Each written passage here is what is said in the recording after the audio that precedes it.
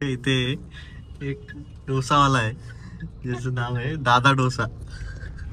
ठीक आहे, दादा डोसा. मी असंच नाव वाचलं तर कोमलला गाणं आठवलं. कोणतं कोमल सांग.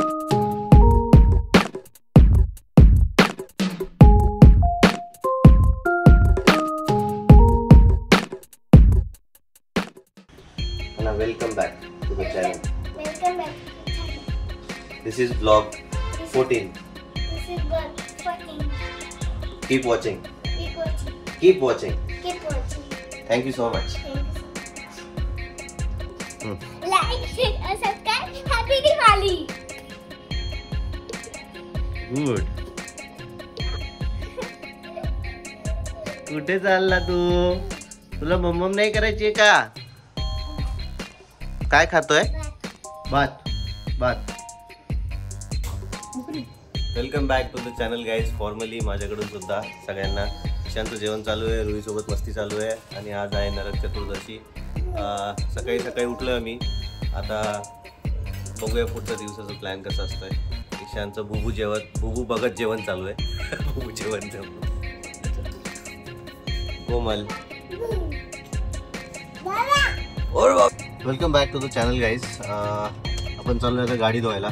आज सकाळी मस्त आंघोळ वगैरे करून झाली आणि आज मला बोलायचं इमोशन्सवरती. ईशान झाल्यानंतर ना माझे इमोशन्स खूप चेंज झालेत.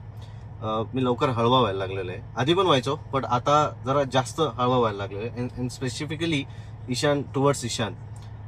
त्याच्यामुळे ना आतमध्ये एवढे चेंजेस येतात ना, असं जाणवतच नाही आपल्याला की आपल्याला ते चेंजेस येत आहेत. But still those changes are still there. आज मला जाणवली ती गोष्ट. त्याच्यामुळे जे आयुष्यामध्ये बदल घडतात आणि किती इम्पॉर्टंट असतात आयुष्यामध्ये इमोशन्स माणसांसाठी. जन्माला आल्यानंतर ते हॅपीवाली फिलिंग, काहीमध्ये कधी आपण आजारी पडलो तर ती सॅडवाली फिलिंग, समजा कोणी एक्सपायर झालं तर ती एक वेगळी फिलिंग, एखादी गोष्ट मिळणं, हॅपीनेस, सॅडनेस, एम्पथी, सिम्पथी, या सगळ्या गोष्टी किती इम्पॉर्टंट आहेत ना आयुष्यामध्ये. हे मला हळूहळू जाणवायला लागलेलं आहे. आधी पण होतंच, या गोष्टी इम्पॉर्टंट होत्याच, बट सध्या त्याचं इम्पॉर्टन्स जास्त कळायला लागलेलं आहे. आणि ते फक्त म्हणजे ईशानमुळे. जेव्हा रुही जेव्हा झाली होती, म्हणजे माझी भाची चैतालीची मुलगी, तेव्हा मी हे बाहेरून इमोशन्स बघत होतो आणि टुवर्ड्स रुही माझे जे इमोशन्स होते, मला असं वाटायचं पर्सनली की मी जेवढं प्रेम करतो रुहीवरती तेवढंच तिचे बाबा करतात, तेवढंच तिची आई करते. बट जेव्हा ईशान झाला तेव्हा मला ती गोष्ट एकदम प्रखरतेने जाणवली की नाही, जसं मी प्रेम करतोय हे माझ्या तिचा मामा म्हणून माझं असणारं प्रेम वेगळं आहे आणि ऋषी जेव्हा तिच्यावर ॲज अ बाबा म्हणून प्रेम करतो ते खूप वेगळं आहे. सो हे खूप इम्पॉर्टंट गोष्ट मला माझ्या आयुष्यात सध्या कळालेली आहे. आणि आज ओव्हरऑल दिवाळीमुळे अजून एक वेगळे इमोशन्स ओपन अप होत आहेत. ते म्हणजे घरच्यांसोबत असताना आपण किती खुश असतो. आता तिकडे घराचं काम चालू आहे बट मी तिथे नाही आहे. इकडे आलोय कारण की सगळी फॅमिली इथे आहे. सो कितीही झालं, you always want to feed your emotions, always want to feed your happy emotion, which is very necessary in your life. So ही परिस्थिती आहे सध्या गाडीची. कुठे कुठे काय काय पडलेलं आहे. इकडे घाण पडली आहे, मागे पण खूप काय काय बॉटल पडली आहे. सगळं गाडीचे सीट्स पण खराब आहे. हे सगळं आपल्याला आज स्वच्छ करायला जायचं आहे. Let's see. मी औरंगाबादला आल्यावर नेहमी स्वच्छ करतो कारण की पुण्याला ते लोक खूप महाग करतात आणि ते एवढं स्वच्छ पण नाही करत. Let's go. Another emotion is there, that is अँगर. तो सगळ्यांमध्येच असतो कमी जास्त प्रमाणामध्ये, पण तो कुठे बाहेर काढायचा, कुठे त्याला बाहेर नाही काढायचं, तो कुठे दाखवायचा, कुठे नाही दाखवायचा, ही खूप इम्पॉर्टंट आहे. अँगर इज इन एव्हरीवन. प्रत्येकाच्या आतमध्ये कुठे ना कुठे एक भूत लपलेलं असतं. मी जो टॉपिक लिहितोय आता सध्या, सो त्याच्यामध्ये सुद्धा त्याच्यावरती मी खूप भाष्य केलेलं आहे आणि डीपली, कारण की आय हॅव एक्सपिरियन्स दॅट. कारण की मी पहिले खूपच रागीट होतो, आताही आहे, बट मला एवढं कळलंय की कुठे तो अँगर दाखवायला पाहिजे आणि कुठे नाही दाखवायला पाहिजे. That is very important. आणि एक फनी थिंग म्हणजे, it is not funny but it is a fact, की प्रत्येक इमोशनला ना काउंटर करायला आपल्याला एक अपोजिट इमोशन्स अवेलेबल आहे. सो अँगरला काउंटर करायला तुमच्याकडे सायलेन्स अवेलेबल आहे. हॅपीनेसला काउंटर नाही म्हणता येणार, बट हॅपीनेस जर कमी करायचा असेल तर that goes into sadness. Sadness जर कमी करायचा असेल तर that goes up into the happiness. So this is very important to manage those emotions for you. मी धोनीचा कुठेतरी एक इंटरव्ह्यू बघितला होता, त्याच्यामध्ये पण त्यांनी सांगितलं होतं की गुस्सा आ रहा है ना, बस थोडा रुको, उस वक्त कुछ मत कहना. त्यावेळेस काही नाही बोलायचं आपल्याला. काही वेळानंतर जेव्हा आपोआप त्या रागाची इंटेन्सिटी कमी होते ना, त्यानंतर आपले शब्द पण खूप वाईजली आपण ऑटोमॅटिकली यूज करतो.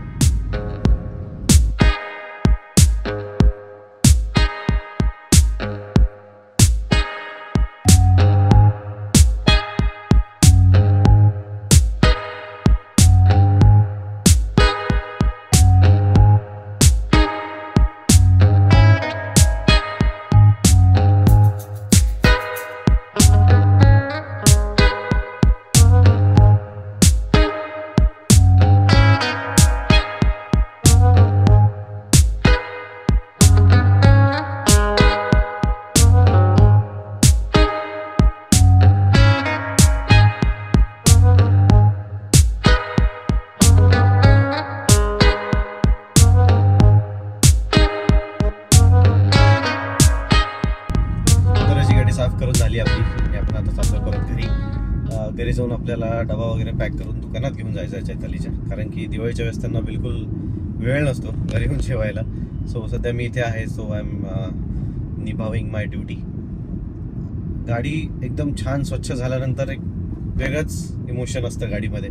ती आपल्याला थँक्यू पण म्हणते इन द टर्म्स ऑफ कुठूनही कसलाही आवाज येत नाही. मला एक गोष्ट कळत नाही, गाडी धुतल्यानंतर त्याच्यातला आवाज कसं काय कमी होतो. I don't know, maybe. So the car also has some emotions, I feel. गाडी आपण सध्या थोडी अशी पुढे लावली आहे, कारण की या झाडाखाली मी नेहमी लावत असतो. सावली असते इथे नेहमीच, पण ना इथनं पानं पडत आहेत आणि आता धुवून आणली आहे. So it's better. तुम्ही कधीच बघितली नाही आहे ब्लॉगमध्ये, पण ती आहे आपली ऑल्टो.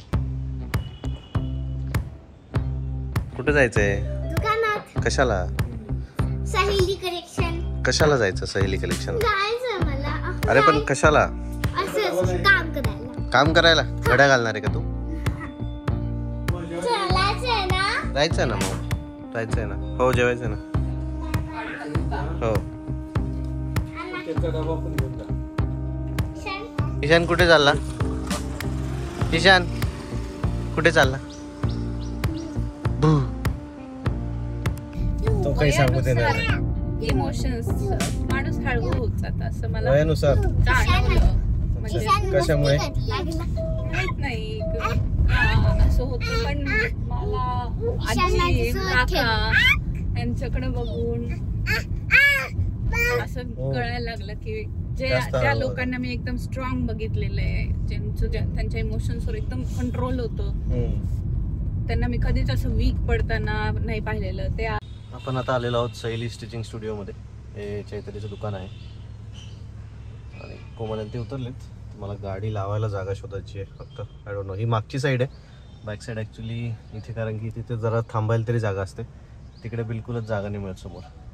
काय काय काय करायचं? कुठून जाईल ना मग आत्ता बा? कुठून जाईल आत्ता बा? हसायचं कसं असं हो. अरे बापरे, अरे बापरे. मग बाहेर काय वाचणार आहे? बीइंग स्ट्रेस्ड, तुम्हाला काय वाटतं की हे पण एक इमोशन आहे की this is only one of the condition? कारण की मला असं वाटतं की हे पण एक इमोशन आहे, बीइंग स्ट्रेस्ड. इथे एक डोसावाला आहे ज्याचं नाव आहे दादा डोसा. ठीक आहे, हाय दादा डोसा. मी असंच नाव वाचलं तर कोमलला गाणं आठवलं. कोणतं कोमल? मी नाही सांग ना. सांग सांग. म्हटलं दादा डोसा. ती म्हणते दिलं दादा डस्से रे. थोडंसं लागलंय फक्त.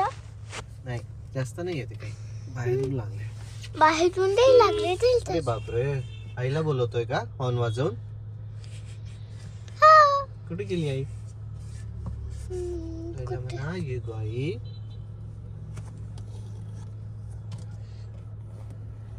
ठीक आहे. कुठे आई? बघ, दिसतीये तुला? मला तर नाही दिसत आहे. ठीक आहे. तिथे कुठे? ठीक आहे. कुठे कुठे? काय घेतलंय? आली आई. काय घेतलं? चलायचं आता? डायरेक्ट सालच काढ. दाखवता येते काका. अनार ते अनार. थांब थांब, या नाही आहेत आपल्या, या आहेत. तेवढंच आहे. आय गेस हा ब्लॉग आपण आता इथपर्यंत संपूया. ब्लॉग आवडला असेल तर प्लीज लाईक करा, शेअर करा, कमेंट करा, सबस्क्राईब करा चॅनलला. आणि बाकीचे सगळे ब्लॉग जाऊन बघा. 2-3 ब्लॉग्स खूपच व्हायरल गेलेत. 3-4 त्याला व्ह्यूज गेले. फटाक्याचा आवाज येतोय, मजा येते. आणि तुमचे काय व्ह्यूज असतील इमोशन्सवरती, सो प्लीज ते मला कळवा. Thank you so much for watching.